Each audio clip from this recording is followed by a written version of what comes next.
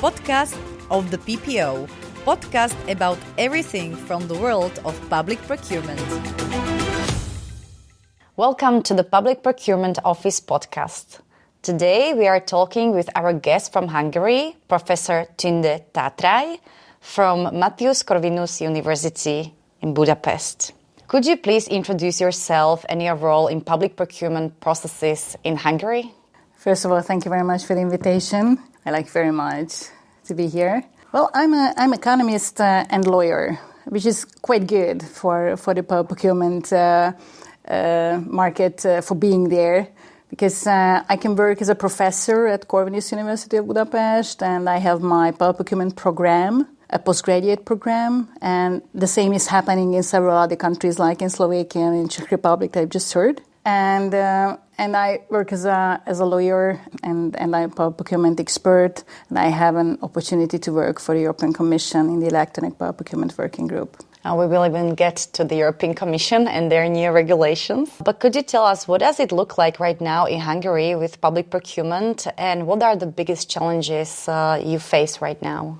That's really not an easy question. There are so many challenges, and I do think that we do have more or less the same challenges. Let's start with the regulation. In our countries, in the Central Eastern side of Europe, we do a kind of gold plating. So what we have in the directives, we put immediately into regulation and we think it's enough. Of course, it's not enough. So I think this kind of gold plating really hurts the interest of a lot of stakeholders, because we need much more guidance. And I think this is one of the biggest issues we're struggling with. For example, having more information about abnormally low price, or how to use the European single procurement document, or what kind of contracts to modify. So even though we do not have EU money or have EU money, we have problems with these issues. So I think we have a lot of practical problems in this part of the world. Why do you think gold plating is so popular within our countries like Slovakia or Hungary? I really do think, I do not have a research for this, but what I see is that we are not brave enough when implementing the directives. We do think what is written in the directives that should be perfect, but this is not the truth. The directives were written more than 10 years ago. The 2014 directives. At that time, there was no AI. We've just started to deal with electronic signatures, for example. Right now, we do not really use these signatures in our system, or we use it rarely. So that was a different word. So because of the changing word, I do think we should implement the regulation differently. And that's why I think it is really a problem if you just copy-paste the regulations. And now, actually, European Union prepares the new set of regulations. How do you feel about this? Are we ready for all this that is awaiting for us? It's a must.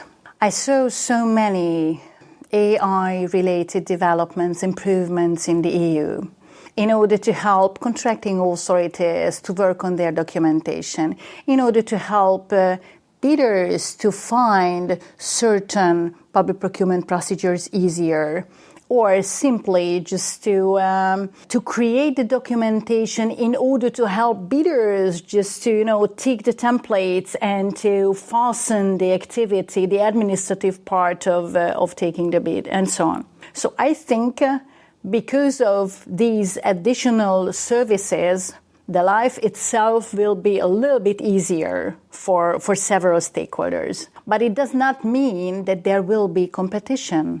So we're not able to create competition just ourselves. So I think the main issue is how to increase competition in public procurement.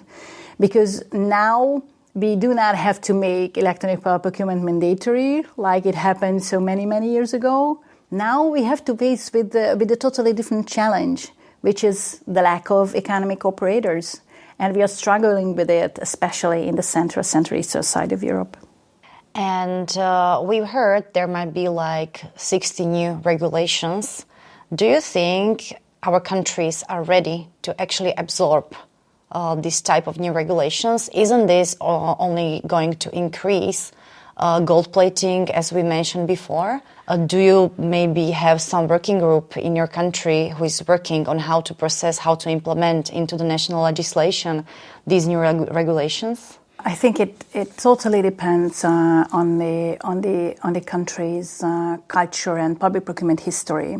May I give you an example? In Romania, electronic public procurement started in 2004. So they did not have to totally change their culture when the electronic public procurement became mandatory. There are countries where the systems in place exist. So there are associations, public procurement associations, there are public procurement lawyers, there are public procurement programs in universities. So there is a background behind the public procurement market. It helps a lot. So even though if you have a working group at the ministry, it's fine. Then we have a cup of coffee and then we can develop a new regulation, it's fine. But if you have a background, if you have a lot of data, for example, and your capability to analyze data because you have already developed it so many years ago, this is the capability which is needed for the next EU directives. This is my picture about the future. How did you implement Green Deal or social criteria or meet criteria into your procurement processes? That's a very good point and a valid point. Having looked at the European Court of Justice's decisions and sectoral legislations, of course, it's really not easy. We can see the Norwegian example, for example. They made green public procurement mandatory in terms of the voting criteria with 30%. They've already changed it a little bit because of technical reasons, but there are countries where, it's a one way, let's say an easier way to do. But in our countries where the level of competition is not high enough, meaning that we do have such a high level of single bidder proportionality based on the number of lots, we are struggling with these issues parallel with the green and the social ones. So if I, for example, increase the minimum requirement and create brand new eligibility criteria and make the voting criteria as creative as I can in order to be social responsible, and I just really want to buy fair trade products and I can continue, maybe I have less and less bidders. So taking into consideration these aspects, I do think that there is no just green or just socially responsible procurement. We have to merge these issues together and to find solutions. And when suggesting, for example, voting criteria or technical specifications, contract clauses to economic operators, it's okay. We can suggest in the green public procurement tool, the GPP toolkit of the Commission, it's fine, but every time we have to call their attention for the importance parallel on the competition issue. Why is it that you have such a low number of economic operators?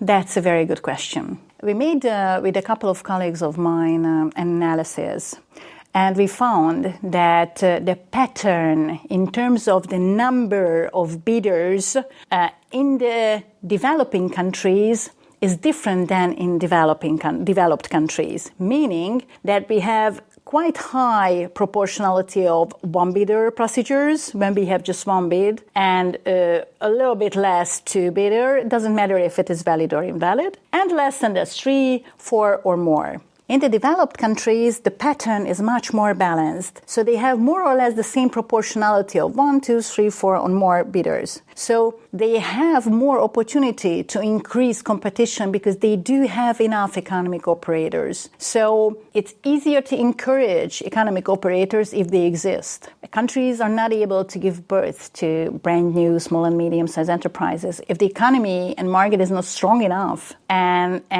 or because of the lack of confidence. There could be a lot of reasons. They do not want to enter into the public procurement market, then we have to work on it.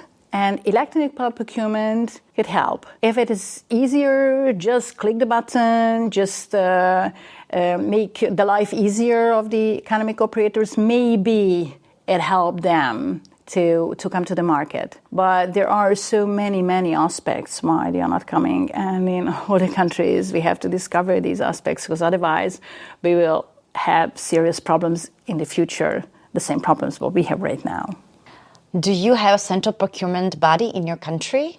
Yes, we do have, but I don't think Hungary is a good example, because we have too many central purchasing bodies, which means that we have a central procurement body for communication services, we have central procurement body just for IT, and we have a general central procurement body and central procurement body for trainings. It's too much.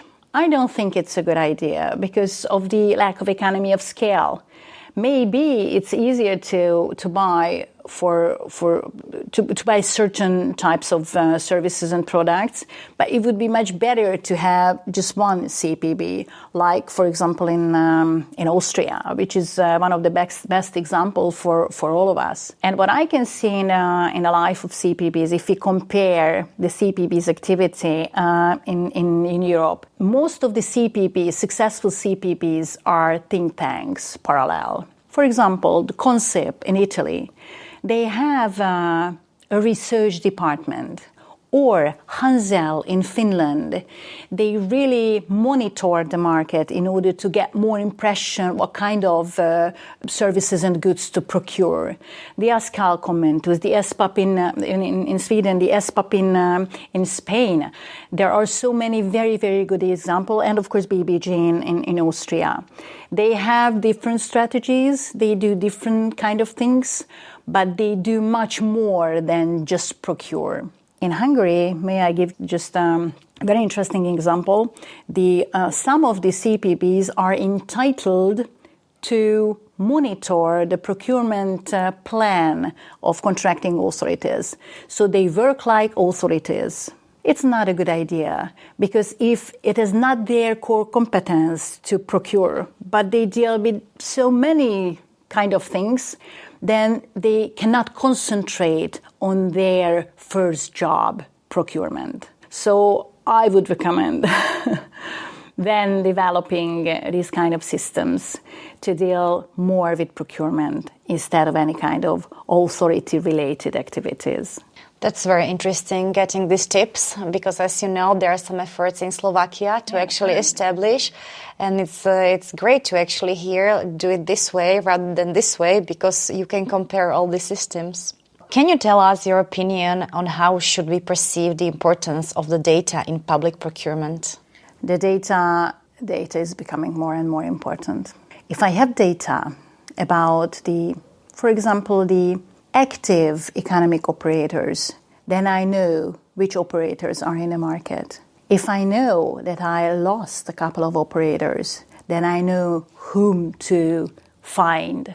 If I know the subject matters, if I have information about the numbers of active preliminary market consultations, if I know the reasons why more than 20% of Slovakian and Hungarian public procurement lots are invalid, and I know the reasons, then I can make it more efficient. So data is a big help, but what we need is the structured data. So if I have an information about a negotiation coming from a memo, who cares? But if I have structured information about the active market players in a framework agreement, or the dynamic purchasing systems activity in terms of specific procurement in the second phase, then it gives much more information even for a regulator or a policymaker.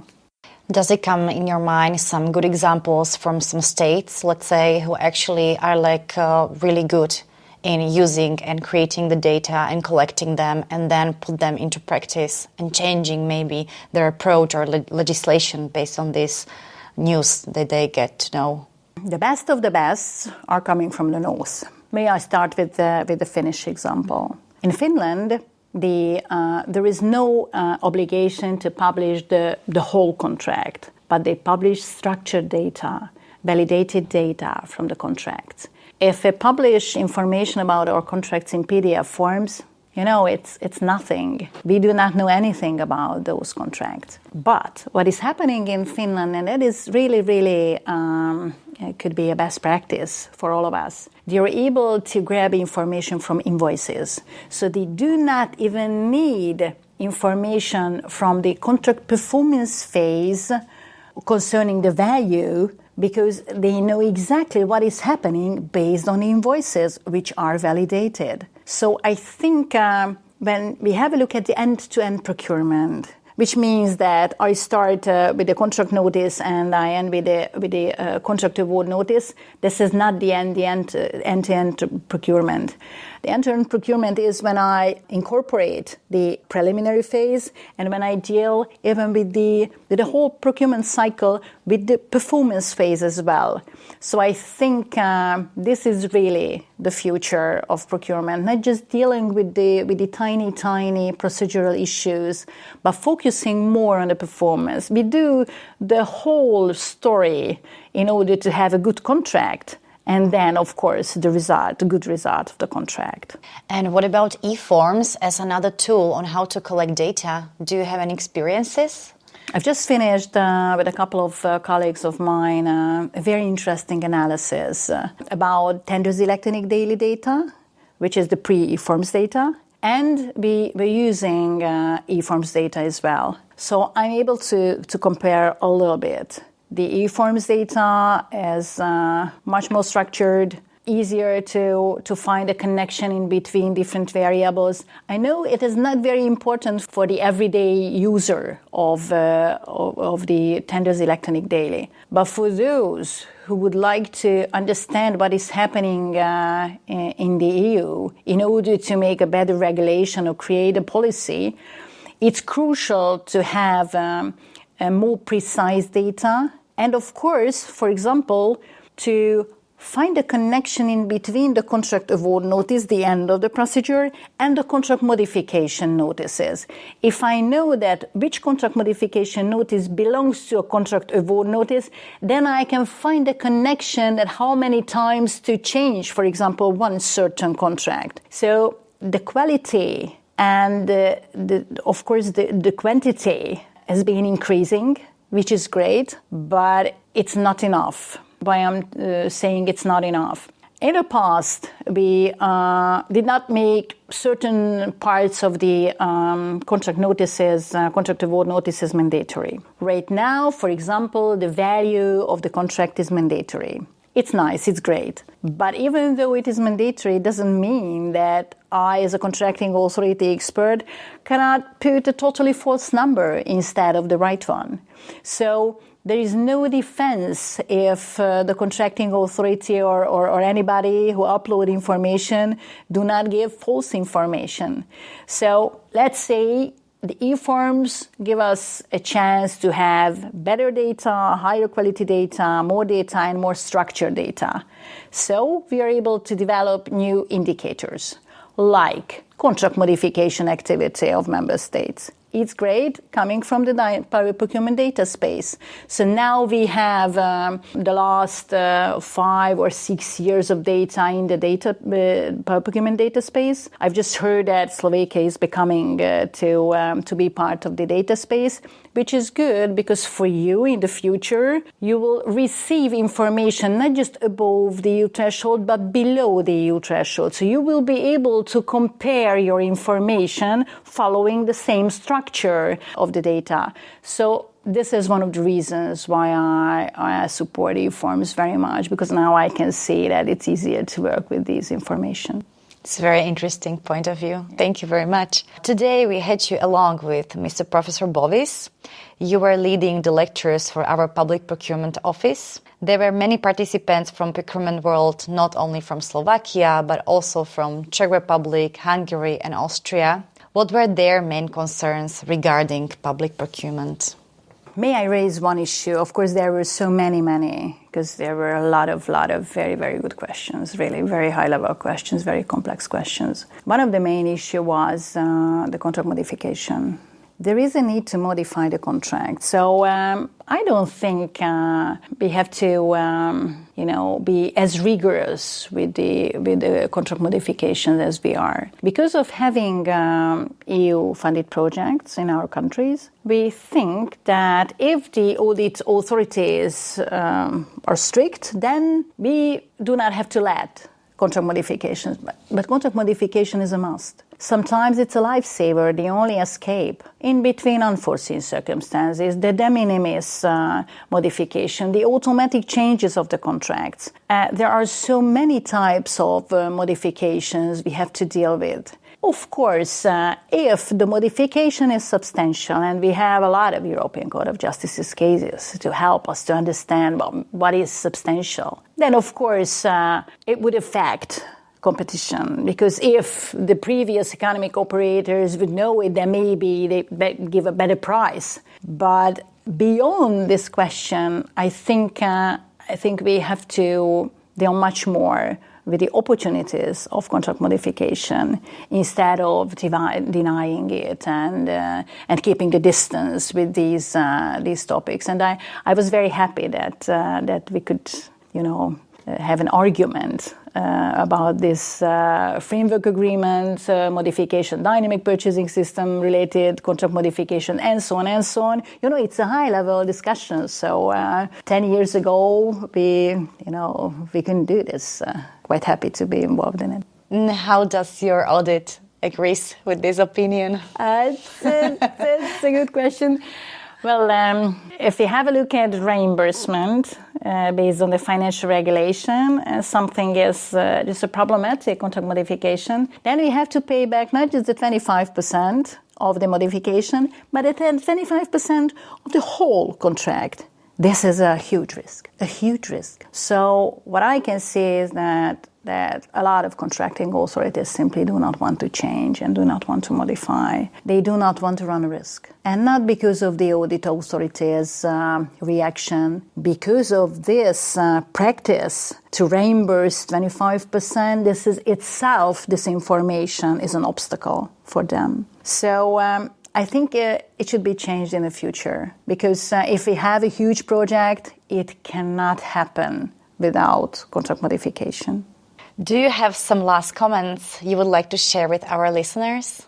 Very last comments of mine, which I've learned today, and I knew it, but I liked it very much, that the participants were interested in European Court of Justice's cases. And that was fantastic. And some of them just mentioned the Bola case, some of them just the T Systems case, and the question about the Tesla case, and the Colin case, the Quindao, and we are continuing. These cases are extremely important, because even if we have an implemented regulation, if a new court case is coming, we immediately have to use and incorporate it into our everyday power procurement practice. There is no chance. So all the power procurement experts have to be aware of the newcomers, the new European Court of Justice's cases, and of course with the old ones. And if they have this knowledge, then maybe we do not have to pay more money back to the European Union, and will be much more, improved and developed, and we will be capable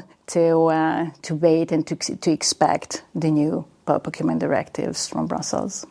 Thank you very much, Madam Professor, for accepting our invitation and coming to our podcast. It was a very fruitful and interesting conversation, full of new informations and points of views. And thank you, dear listeners, for having this time with us. You were listening to the 4th episode of Public Procurement Podcast with Petra Šupáková. Podcast of the PPO. Podcast about everything from the world of public procurement.